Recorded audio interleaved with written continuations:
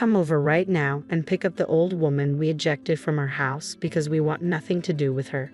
About a month after my father's funeral, Jackson called unexpectedly. He had kicked my mother out and demanded that I take care of her from now on. I was stunned, unable to immediately grasp the situation. Are you kidding? You didn't actually kick my mom out of the house. Come see for yourself, I exclaimed, bewildered. Oh, and I let her take Dad's memorial tablet, Jackson added casually. I was taken aback. Why would you do something so heartless? Mom's just a burden now that we can't get Dad's inheritance. I have no use for Mom, Jackson retorted callously. She's just a poor burden, isn't she? I was shocked. It turned out that my late father had left behind debts, and after settling them, there was no inheritance left. Worse still, Jackson and his wife had been living in the family home all this time. It was outrageous. It's getting dark soon. If you don't come to pick her up, Mom will be sleeping on the streets, Jackson warned. How could you be so cruel? I'll never forgive you for this, Jackson, I shouted, but he hung up without a word.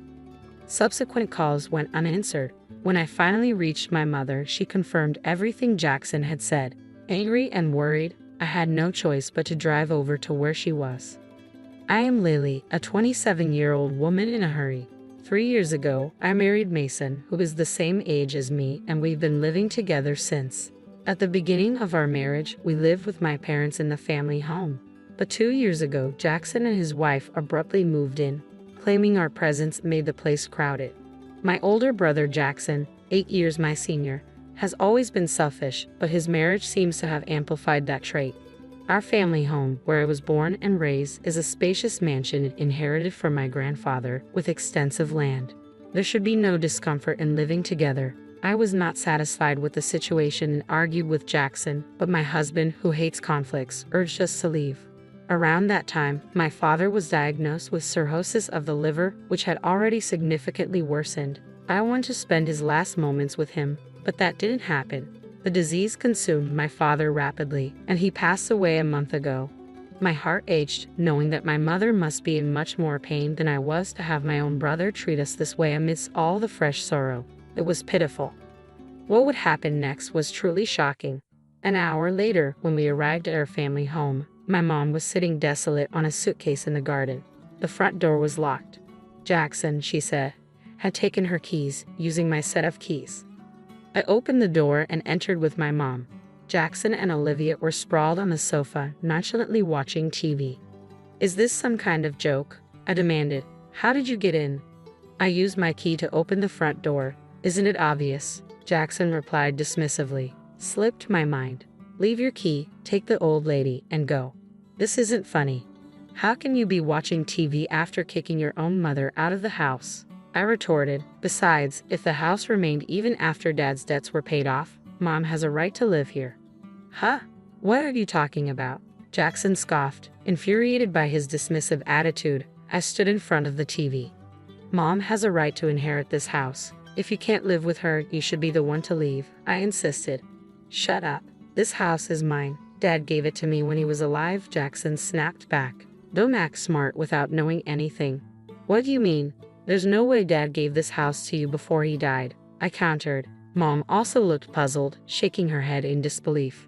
Jackson smirked and got up from the sofa, bringing out an envelope from a room in the back. Look at this. What's this? I asked, taking the envelope. Inside were documents proving the inheritance prepared by a judicial scribe, along with his real estate ownership certificate. He said that the property had been transferred to his name a month before Dad passed away, Jackson announced triumphantly. Mom and I were shocked as we looked at the documents. Why would Dad do something like this? I murmured, feeling a mix of confusion and betrayal. Asking a departed person didn't yield an answer. I sighed, looking at his picture. Why would Dad hand over the house to Jackson without discussing it with Mom? Jackson simply shrugged, a smug grin on his face. I'm his favorite, of course, Jackson boasted. I told him that Mom would take the house once he passed away, so he gave it to me while he was still alive. That can't be. I can't believe it. Open your eyes and face the reality, I exclaimed in disbelief.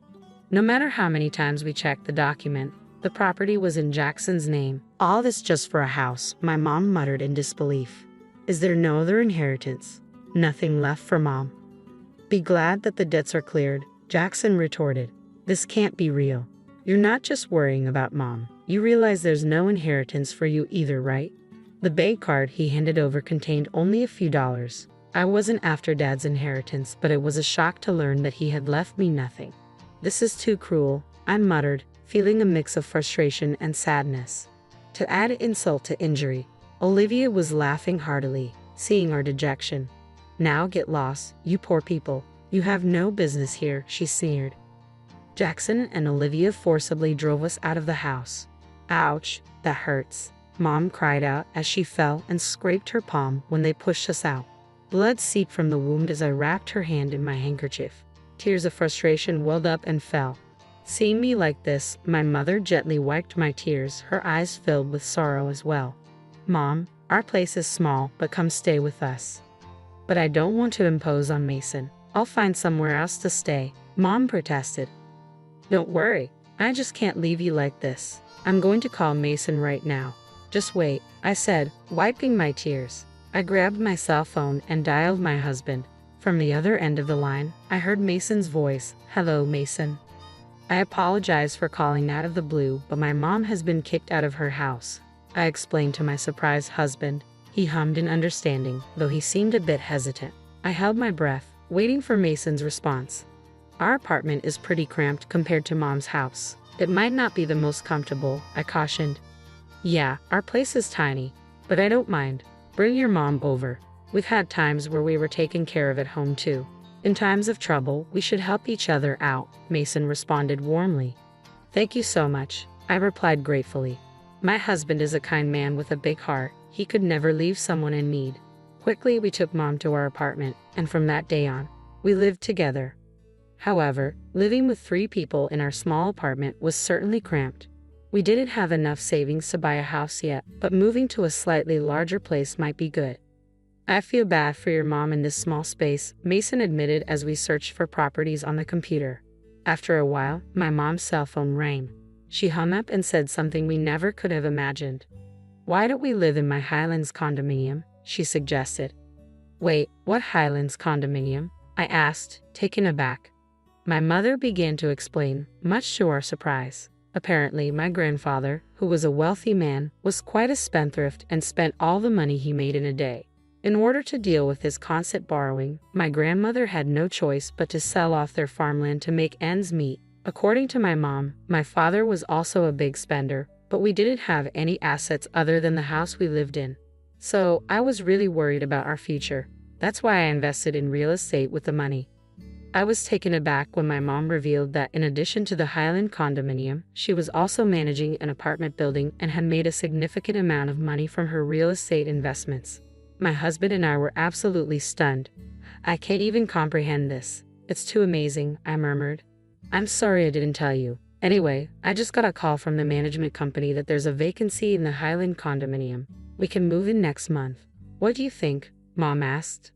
There was no reason to refuse such a generous offer, especially since the Highland condominium had 3 bedrooms, a living room, a dining room, and a kitchen, located just a 5-minute walk from the station. It was much more comfortable than our current situation.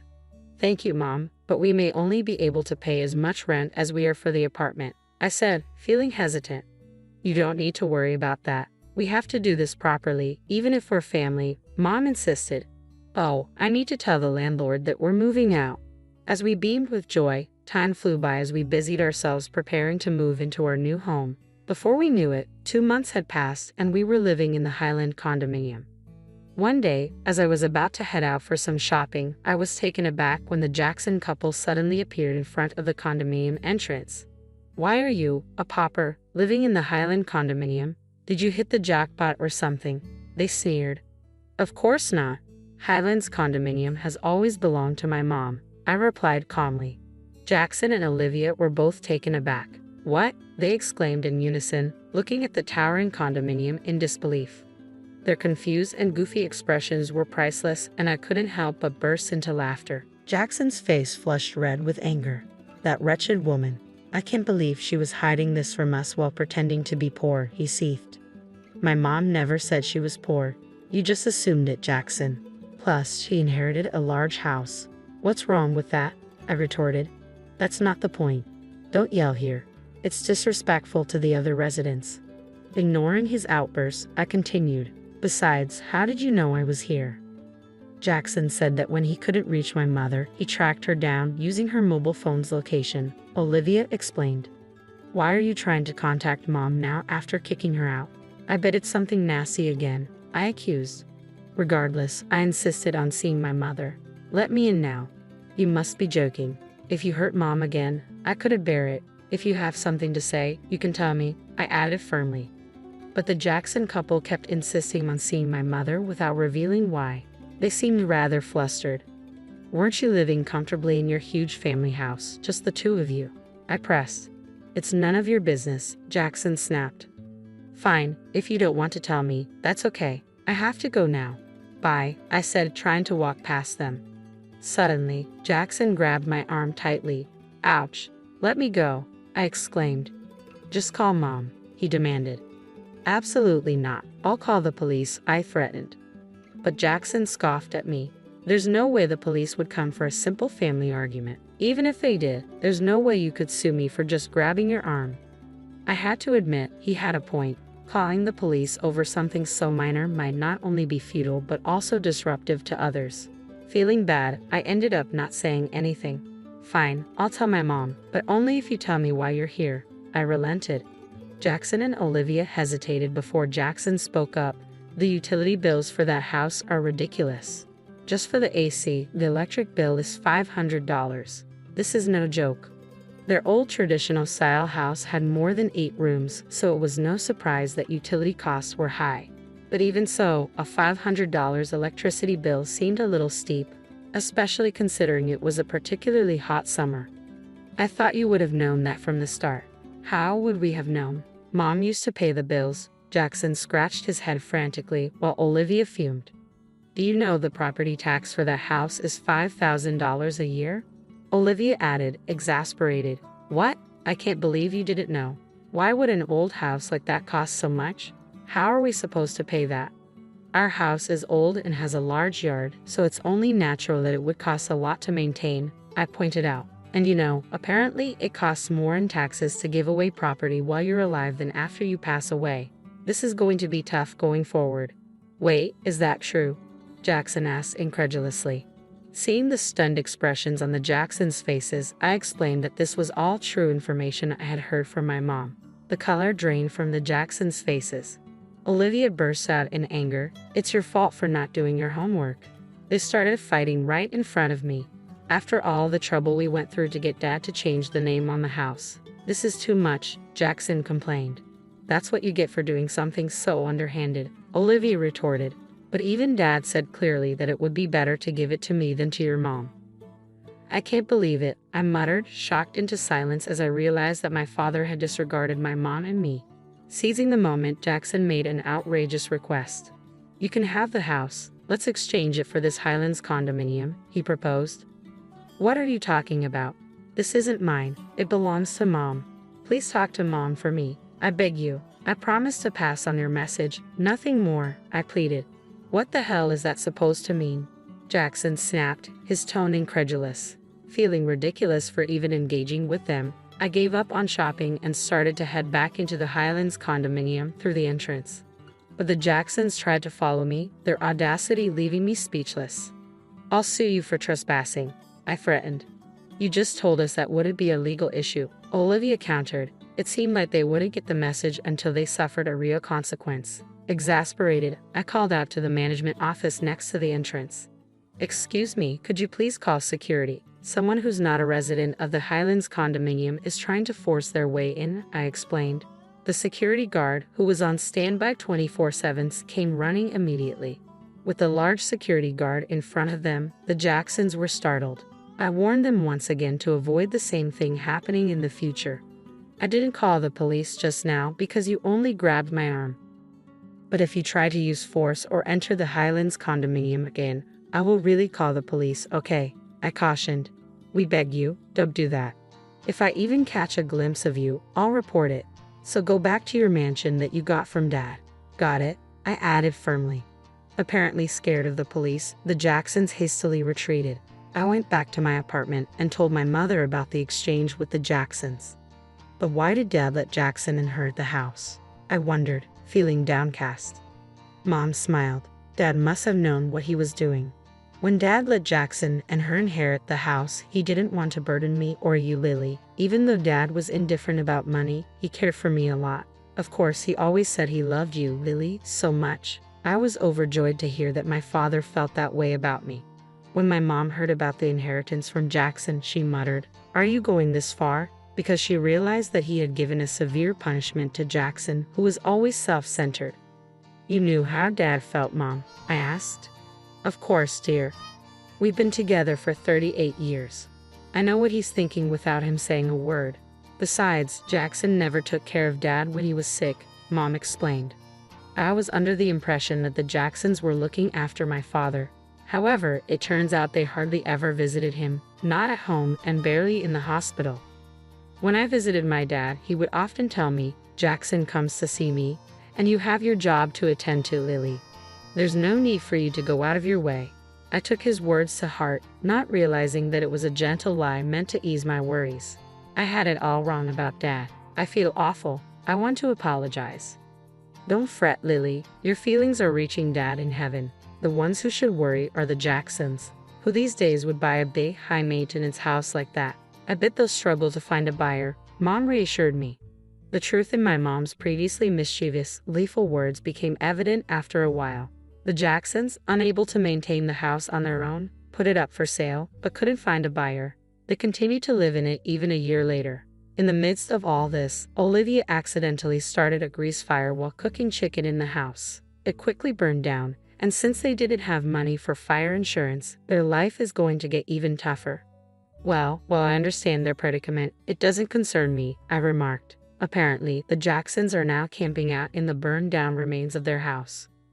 Living in the Highlands condominium is absolutely fantastic, and I can only feel gratitude toward my mother. I've been paying my mom rent every month, but it seems she's been saving it all to ensure we won't face hardship in the future.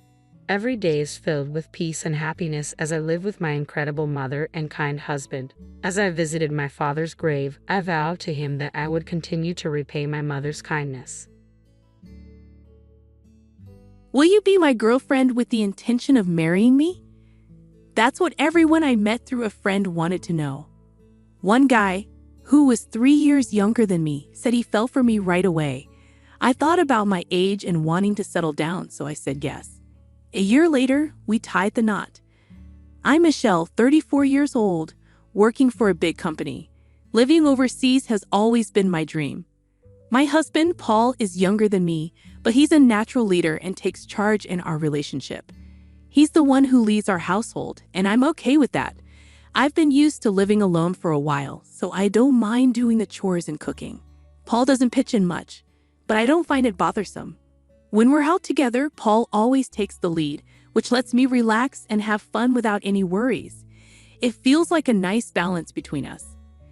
However, everything changed when my mother passed away while I was working. I got a call from my dad, telling me that my mom's illness had gotten worse and she collapsed. I rushed to the hospital, about 2 hours away, to say my final goodbye. I stayed with my dad to help arrange the funeral. When I called Paul, he said he couldn't leave work on short notice. He didn't come to the wake, and although he made it to the funeral, he wasn't dressed appropriately. I had to quickly arrange a suit for him to rent. He complained a lot, saying I should have sorted everything out beforehand.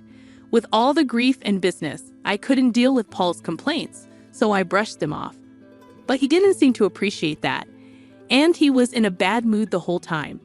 Since then, it seems like our arguments as a couple have been on the rise.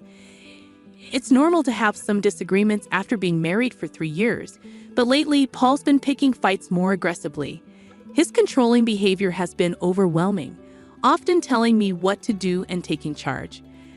I grew tired of it and tried standing up to him a few times, but since he didn't know how things were managed around the house, even simple tasks like preparing for his business trips became lengthy affairs. Plus, he'd complain while trying to help, only making more of a mess. Eventually, I realized it was easier if I just handled things myself.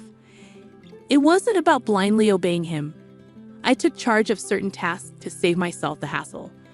I'm going to start preparing for us to join the gathering for my mom's first death anniversary next week, I informed Paul. He responded grumpily, "Okay, but I have an important meeting that day. What should I do?" I've mentioned this gathering well in advance. I was taken aback by his sudden remark. "What? You're not going?" Paul sighed heavily. "It's not that, but it'll be tough to delegate everything to my juniors, you know."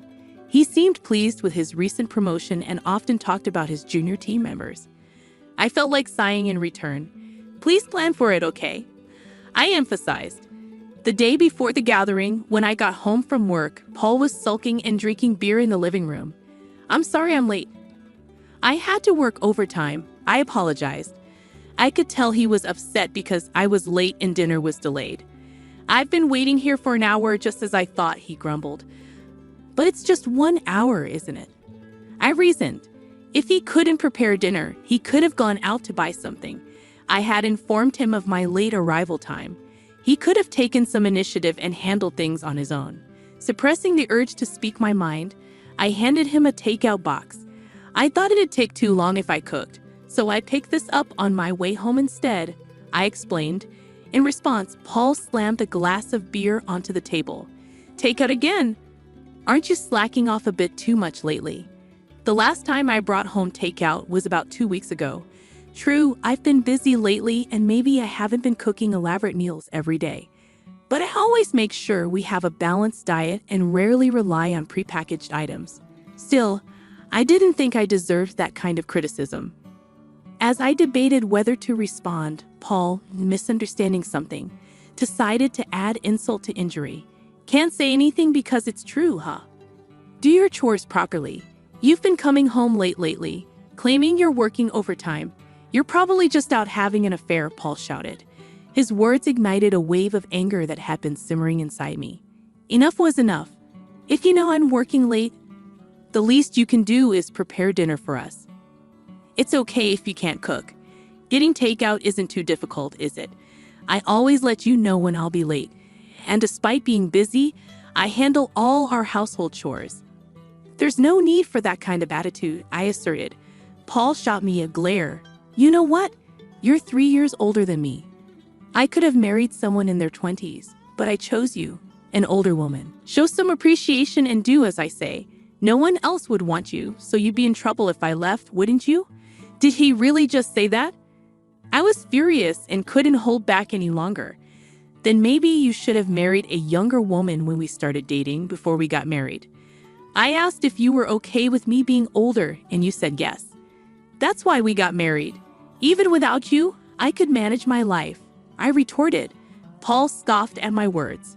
"Whatever, let's get a divorce." With that, he grabbed his beer and the takeout box and stormed off to his room.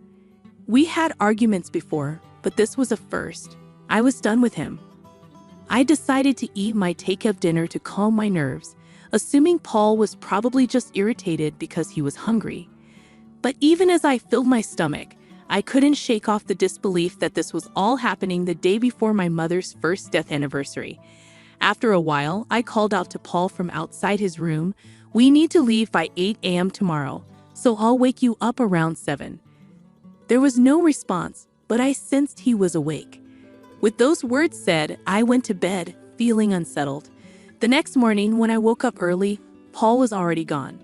The bags I had packed were still in the room, indicating he hadn't left for the gathering without me. Where had he disappeared to? I called his cell, but got no answer. My texts went unanswered too. Left with no other option, I left a voicemail and began getting ready to head out alone. I managed to reach Paul while waiting at the train station. "I have to go to my meeting. I can't leave it to my juniors, after all," was all he said before the call abruptly ended.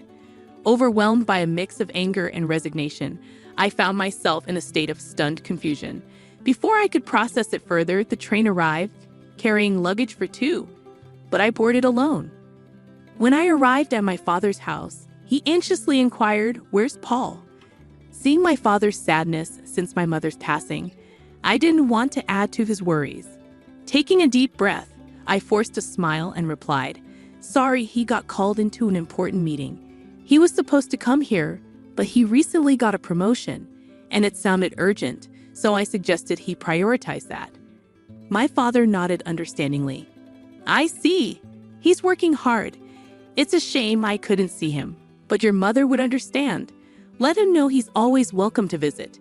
Though his words stung a bit, I kept up the smile throughout the day. With no word from Paul, the night passed without any contact from either of us. Planning to stay overnight and return home the next day as originally intended, I felt a bit childish for not reaching out to him. Maybe I'd cook his favorite dish, hamburgers, tomorrow to make amends. With that thought, I went to bed. The next day, after leaving my father's house and arriving home around noon, I decided to drop off my bags before heading to the grocery store.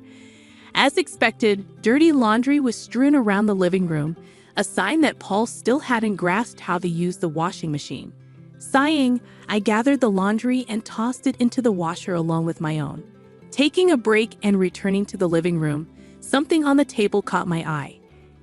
As I got closer, disbelief washed over me.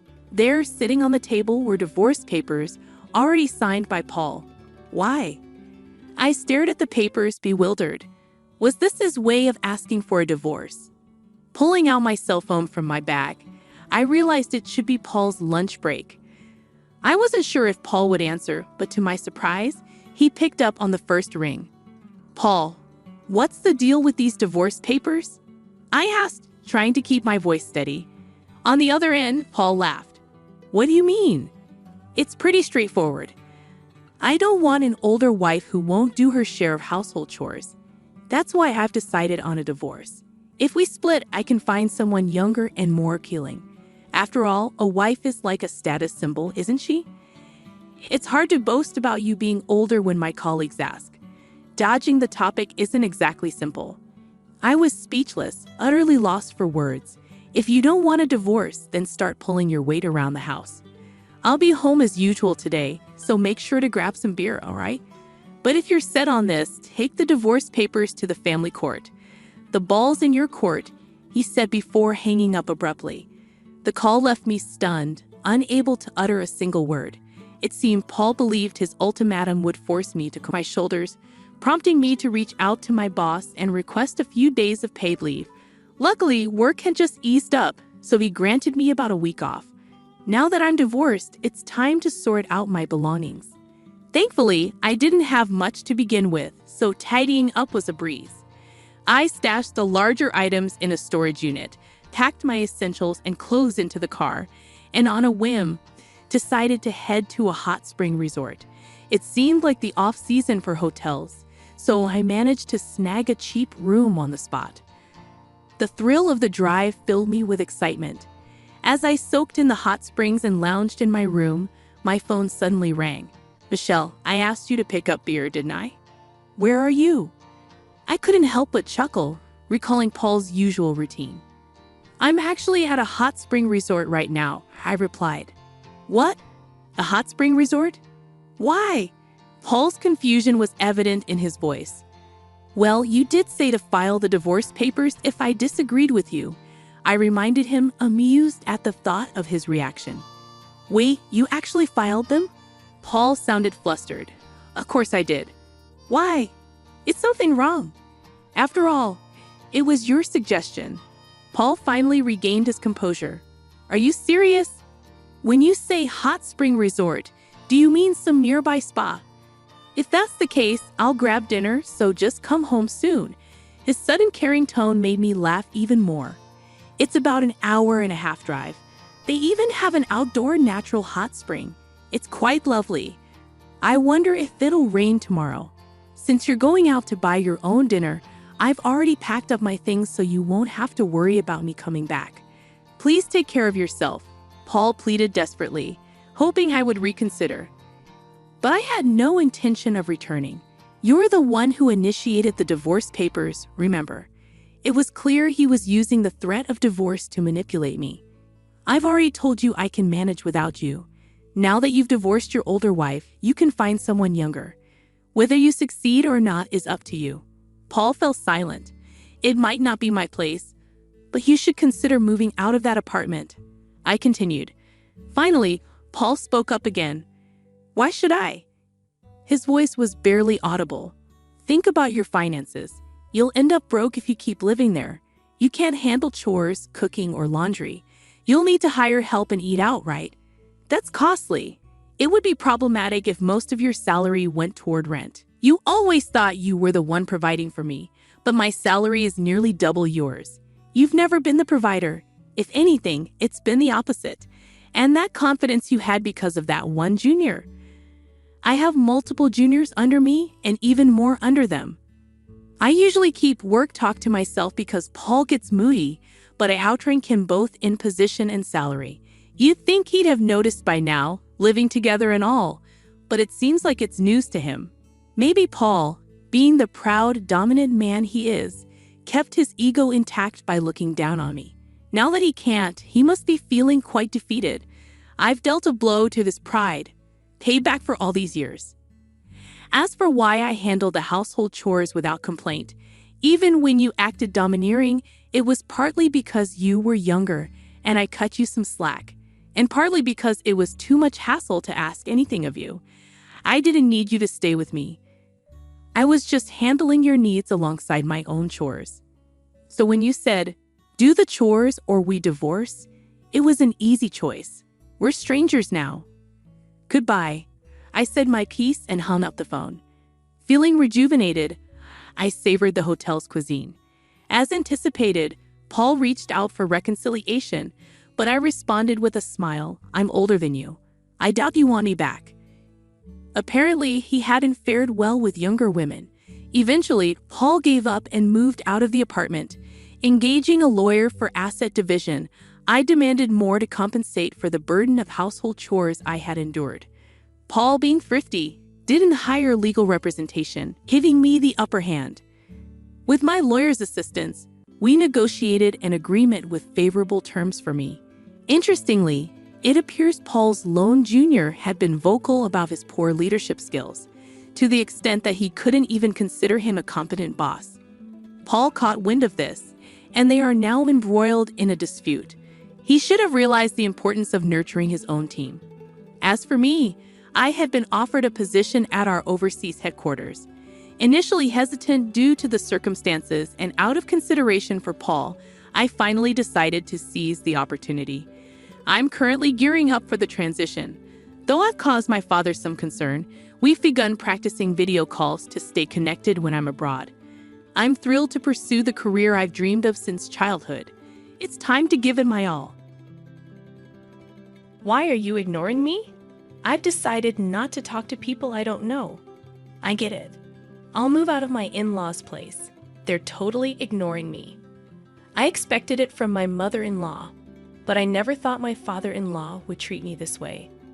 There's a reason why my in-laws, who used to be nice, changed. It's because of my sister-in-law who doesn't like me. Ever since she came back home, our peaceful life together has been completely messed up. Don't expect me to regret it, okay? You think I'm gonna feel sorry about this? Think again, jerk. I packed my stuff and left my in-laws' house. And guess what? Just 3 days after I left, their house turned into chaos. I met my husband at work. He worked in sales and came to my office often, and I was the main person he dealt with. As we spent more time together in meetings and chats, I started to like him. He was caring and kind, tall and not necessarily conventionally handsome, but he had this charm about him.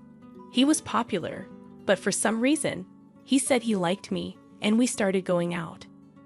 We talked about our families, and he told me about his parents and sister. I lost my parents in an accident when I was young and grew up in an orphanage. It was a big deal for me, but when we started dating, I told him about my past. He said, "That sounds tough, but I'll always be there for you." And then he asked me to marry him. Right from the start, my husband wanted us to get married, so he quickly introduced me to his parents. During the meeting, I shared about my time growing up in an orphanage. They listened carefully and assured me that it wouldn't affect our marriage. It made me really happy. They even said that my background had no bearing on being part of their family, which warmed my heart. Only my sister-in-law, who was very close to her brother, seemed surprised, asking, "You grew up in an orphanage?" My husband had to talk to her about it. Looking back, she probably didn't like me from the start. But I didn't dwell on it then. I just thought we were getting to know each other. Before we got married, my husband and I talked about moving in with his parents. We thought about it seriously, but in the end, I decided not to leave my job. It turned out my husband was going to be transferred soon anyway. I thought about quitting to go with him, but my career was going strong, and I had just been given more responsibilities. After discussing it, we decided he would move alone. After tying the knot, I wanted to enjoy that newlywed bliss for a while. I even casually thought about visiting my husband during long weekends for a little getaway. The idea of moving in with my in-laws right after marriage seemed a bit daunting, but my husband probably felt more comfortable living with them. Plus, he likely wanted to reassure his always worried mother by having us all under one roof. Since I lost my parents early on, I'd always longed for a family, so living with them didn't sound too bad. Besides, my in-laws had always treated me kindly, and I'd grown fond of them. Juggling work and my responsibilities as a daughter-in-law was tough, but having a family made me happy and fulfilled. Then one day, my father-in-law approached me with an unexpected request. This marked the beginning of some tension in our seemingly happy living arrangement. It was a time when my overly anxious mother-in-law, who tended to be a bit controlling with my father-in-law, was out shopping. I was about to start cleaning on my day off when my father-in-law asked to talk to me. "What's up?" "Well, I don't want my wife to find out, but I'm taking a leave from work." "Wait, a leave?" He explained that he'd been having issues with his boss and colleagues, and his health had gotten so bad that he had no choice but to take time off. My mother-in-law is generally a kind person, but she's always on edge and a bit obsessive. Living with them, I started to notice her anxious habits and how my father-in-law walked on eggshells around her to avoid upsetting her. He had always been slim, but looking back, I realized he had lost even more weight recently. It would have been comforting if my mother-in-law showed genuine concern about his weight loss. Instead, when he took a sick day for a cold before, she commented, "A cold? Everyone else at your level is already at the top. It's because you're always taking time off for silly reasons like colds. That's why you're not getting promoted." Rather than being caring, she was the type to be critical. He probably tried to soldier on no matter how bad he felt. But his health kept declining, and he started taking more sick days to secretly visit the hospital.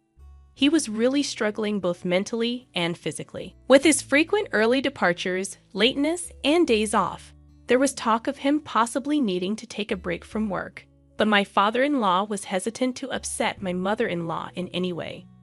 If he even suggested taking time off, she'd likely explode with anger.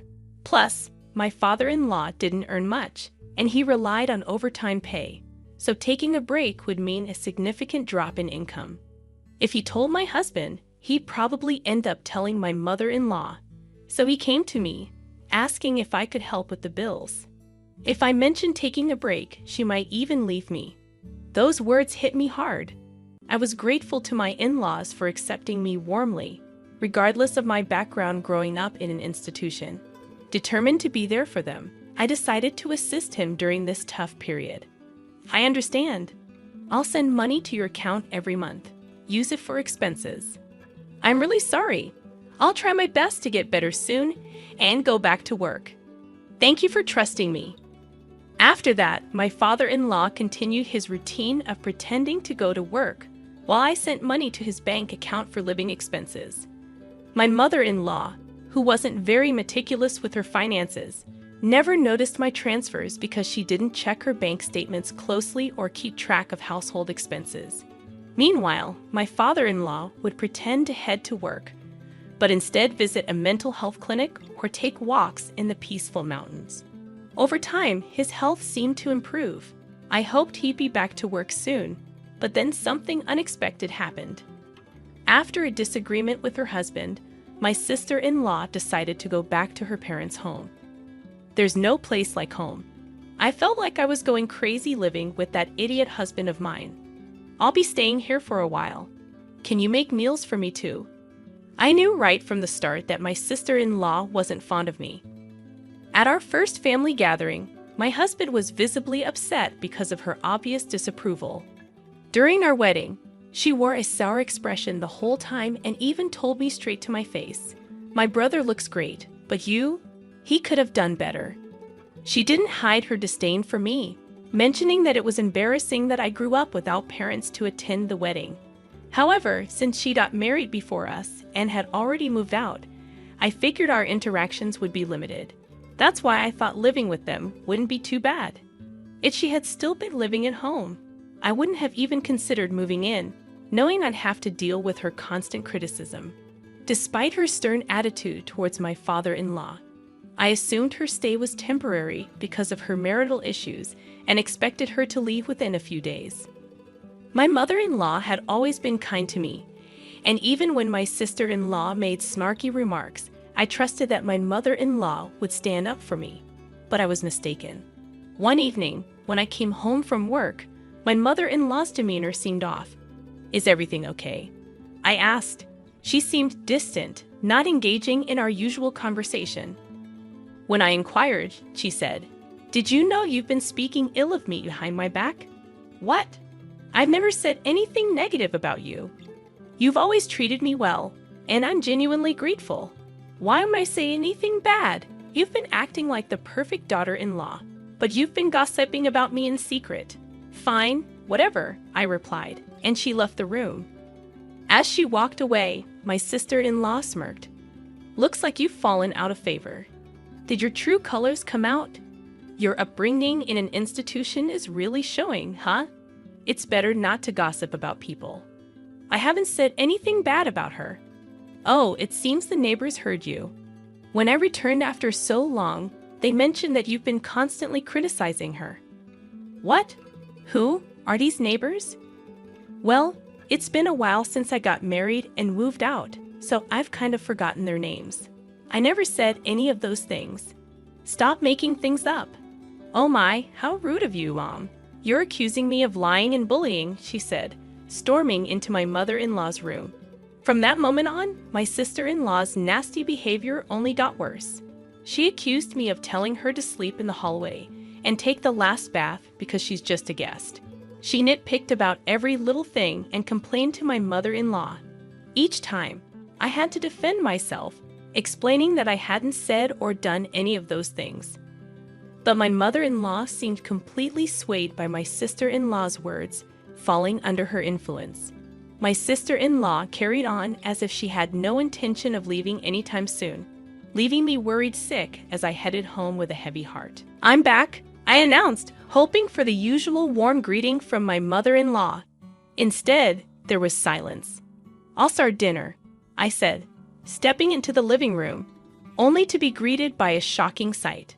Normally, my sister-in-law would rush me to prepare dinner, but now my mother-in-law, father-in-law, and sister-in-law were all enjoying sushi together.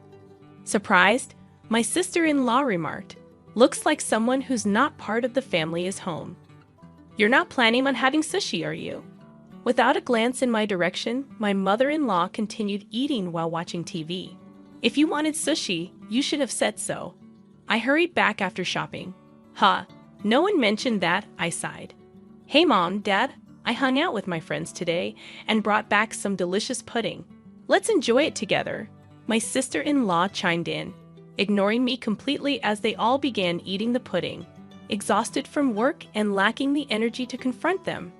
I retreated to my room without eating. The next day, my sister-in-law mentioned she was meeting friends and asked if I could drop her off at the station. I declined, as it was a work day, and we weren't heading the same way. "Come on, take a day off. It's not a big deal. Your dear sis-in-law just wants a lift. She hasn't had much fun since getting married, right? Can't you be a bit nicer? Respectfully, didn't you go out with friends last night after a late call? It seems like you've been going out almost every day since you got back." "I have work. Please take the bus or train," I replied. My mother-in-law and sister-in-law were whispering in the background, but I had enough. I headed to work. That night, however, the moment that convinced me to leave happened. I was delayed at work and returned home after picking up groceries, expecting some sort of scolding. It had been raining heavily when I left the office, and I was soaked even getting in and out of the car. I wondered what unpleasant surprise awaited me at home, but when I arrived, the three of them were eating takeout just like the day before. No greeting, as if they hadn't even noticed I'd returned. But I've grown accustomed to this treatment. Glancing towards the courtyard from the hallway, I noticed something placed in the center of the garden. Upon closer inspection, it was my belongings. A designer bag I bought with my first paycheck, shoes that were a birthday gift from my husband, and even my work computer, now soaked. Shocked, I stood frozen as my sister-in-law smirked and remarked, "Having a stranger's things in the house was gross, so I got rid of them." Flaunting a designer bag like that? How arrogant. Neither of my in-laws said a word about her appalling behavior. Why didn't you intervene? What have I done to deserve this treatment? Do you truly believe her lies about me badmouthing and bullying her? Aren't you angry with her for what she did? My mother-in-law avoided eye contact, remaining silent. Why won't you speak up? I can't talk to strangers. I can't be friendly with someone who isn't family, she finally replied, still refusing to acknowledge me. My sister-in-law grinned, waiting for my response. And where's my father-in-law? I'm the one supporting him during his time off. I'm the one contributing to the household finances. Yes, I did it out of gratitude, but shouldn't he stand up for me now? Surely, he would be on my side. Hoping for some support, I looked to him, but he brushed past me without a word and retreated to his room. That was the final straw for me. I've had enough. Are you upset? I'm sorry, but let's be honest. I never liked you from the start. What with your background growing up in an institution? Just don't regret this like I would loser. I gathered my belongings and prepared to leave immediately. Only my father-in-law seemed flustered, realizing he depended on me financially. Yet he made no attempt to stop me or defend me. I was utterly disillusioned by his indifference. I drove to my husband's distant work assignment, eager to leave the turmoil of my in-laws' house behind as soon as possible. Throughout the journey, I never once opened up to my husband about what had been happening. I doubted my mother-in-law had informed him about my sister-in-law's return. If he had known, he would have surely reached out to me, aware of the strained relationship between us. Yet my husband never mentioned anything about my sister-in-law in his calls or messages. While I didn't sense anything unusual in my husband's behavior, I couldn't shake the feeling that he might be influenced by her, fed lies about various matters. Even now, as I made my way to him, I couldn't shake the fear that he would treat me with the same indifference as the others. My heart ached with exhaustion, torn by suspicion even toward my husband, the person I trusted most. If he shared their mindset and attitude, perhaps divorce was the only solution. That's how deeply distressed I felt. When I arrived at his out-of-state apartment, he hadn't returned yet, likely caught up with end-of-month work obligations. As I waited, my husband energetically walked in, perhaps noticing the lights on. "What if I knew you were coming?" "I would have rushed home," he exclaimed. "What a pleasant surprise. Just seeing your face." His radiant smile immediately lifted my spirits. The relief of seeing him genuinely happy to see me, combined with the lingering humiliation from my in-laws' home, overwhelmed me, and I couldn't hold back the flood of emotions any longer. Tears streamed down my face as I broke down in his arms. "What's wrong? Did something happen? Please tell me," my husband implored, clearly unaware of the treatment I endured at his parents' home. Gathering myself, I knew I needed to explain everything to him clearly. I recounted the whole ordeal. How I'd been supporting his father financially, who had taken medical leave without informing his wife. How his sister had returned and poisoned his mother against me with lies. How they treated me as an outsider, ignored me, and left my belongings out in the rain, ruining them. Through tears and pauses, I laid it all out for him. Finally, I made it clear that I had no intention of ever going back to that house, and if he couldn't support me on this, I'd seek a divorce. My husband apologized for being too preoccupied with work and not checking in on me more often, expressing regret over his family's behavior toward me. "You don't have to go back there or even speak to them," he assured me.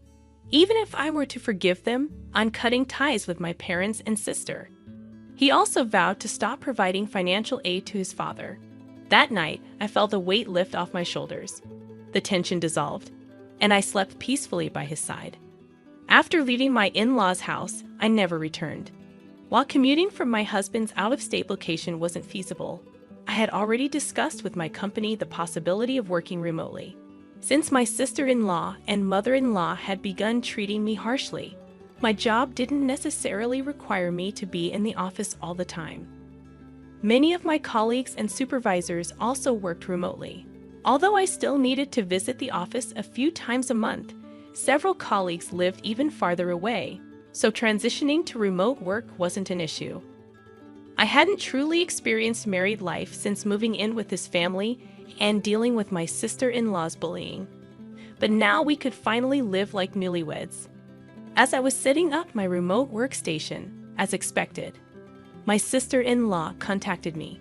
It turned out that the day after I left their house was the day my father-in-law was supposed to get paid.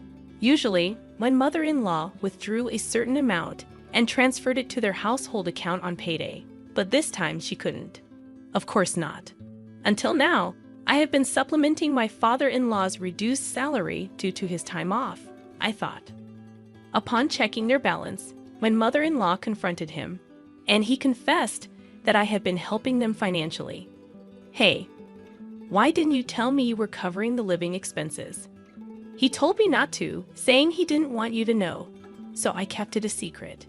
Anyway, we're running out of money for living expenses, and there's no one to cook or do laundry. The room is a mess. As his wife, you need to come back and take care of these things and transfer money quickly. How heartless. I told you, didn't I? I don't regret this. I have no intention of going back to that house or continuing as your maid. Why should I help people who hate me, destroy my belongings, and treat me like this? Aren't you his wife? Without your help, we can't pay the electricity or gas bills. We can't even go shopping. That's why I said it. I'm an outsider, so it's none of my business, right? I hung up, ignoring my sister-in-law's ranting. Despite their relentless calls and messages, I continued to ignore my sister-in-law and mother-in-law. Even after my husband returned from work, they persisted in their attempts to contact us. When my husband finally answered, he firmly declared, "I'll never forgive you for how you treated her, and I'm never sending her back to you. I'm not coming back either. I don't consider you my family anymore. Stay away from my wife, or you'll regret it." Given my sister-in-law's affection for her brother and my mother-in-law's dependence on him, they were likely shocked by his words. A few days later, my father-in-law reached out, pleading for continued financial assistance. Despite their acceptance of me, a girl from an orphanage, into their family, I couldn't overlook their lack of support during my time of need, despite all the help I had provided. I don't owe them anything. Why should I help those who ignored me? I'll never assist you again, I firmly stated before ending the call. Subsequently, my persistent mother-in-law and sister-in-law audaciously appeared at my workplace. Anticipating trouble, I had informed my company beforehand and security was immediately alerted. They caused a scene, demanding that I send money back home. Upon hearing this, my husband insisted, report them to the police. My colleagues at work were supportive, expressing disbelief at my past living situation. Focus on your remote work, they encouraged. Meanwhile, the pressure from my mother-in-law and sister-in-law took a toll on my father-in-law's health, leading to his resignation. My sister-in-law attempted to return to her husband's family, only to be rejected due to her affair, which had been the original cause of their conflict. This incident exacerbated their problems, resulting in an immediate divorce. Left without a home, my in-laws and sister-in-law relocated to a modest apartment, finding employment in part-time positions to make ends meet. Meanwhile, my husband and I finally found peace and fulfillment in our lives. Recently, we received the joyful news of our impending parenthood and eagerly await the arrival of our child, cherishing each moment together.